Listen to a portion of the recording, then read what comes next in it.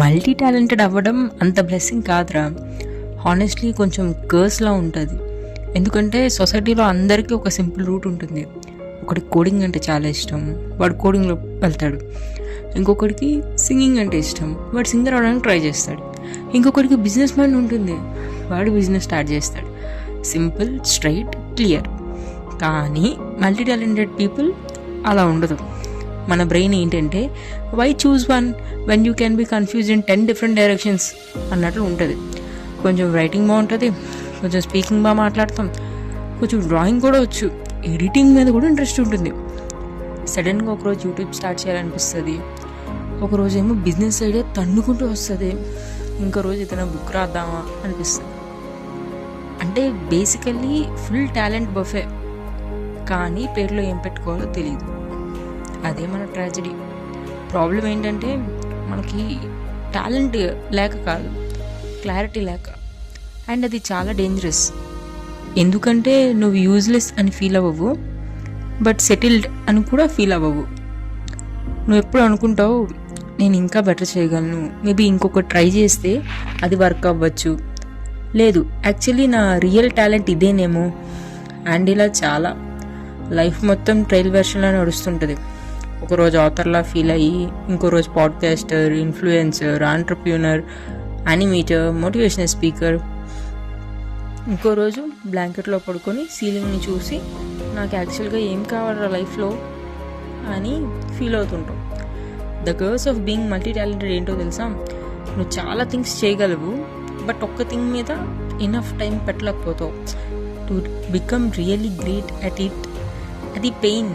ఎందుకంటే deep inside నీకు తెలుసు, అరే నేను యూజ్లెస్ కాదు, కానీ రిజల్ట్ చూస్తే అది కూడా ప్రూఫ్గా కనిపించదు. అప్పుడు స్టార్ట్ అవుతుంది అయ్యా సెల్ఫ్ డౌట్. మేబీ నేను లేజీ ఏమో, మేబీ నేను డిసిప్లిన్ లేని వాడినేమో, మేబీ నేను టాలెంట్ అనుకుంటున్న దానిలో నాకు అంత టాలెంట్ లేదేమో. బట్ హానెస్ట్లీ ఇష్యూ టాలెంట్లో ఉండదు బాస్. ఇష్యూ ఏంటంటే మన ఎనర్జీ స్కాటర్ అయిపోతూ ఉంటుంది. వివిధ రకాల థింగ్స్ ట్రై చేస్తాం కదా, అందుకు మన బ్రెయిన్కి ఎలా అంటే 20 ట్యాబ్స్ ఓపెన్లో ఉంటాయి, హార్ట్కి 5 డ్రీమ్స్ ఉంటాయి, కానీ ఫోకస్ అనే బ్యాటరీకి మాత్రం 2% ఛార్జింగ్ ఉంటుంది. అది మన life basically. And worst part ఏంటంటే పీపుల్ ఎవరైతే అవుట్ సైడ్ నుండి నిన్ను చూస్తూ ఉంటారో, wow you can do so many things, కానీ ఇన్సైడ్ నీకు మాత్రమే అనిపిస్తుంది yes and that's exactly the problem అని.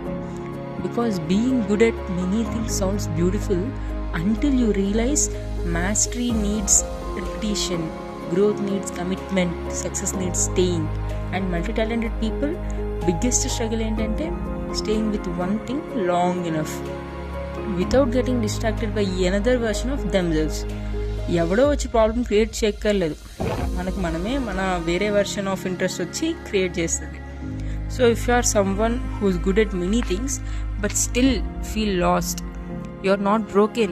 Maybe you don't need more talent, maybe you just need one decision you respect enough to stay loyal to. Because talent ఉండడం problem కాదబ్బా, స్కాటర్డ్గా ఉండటమే problem.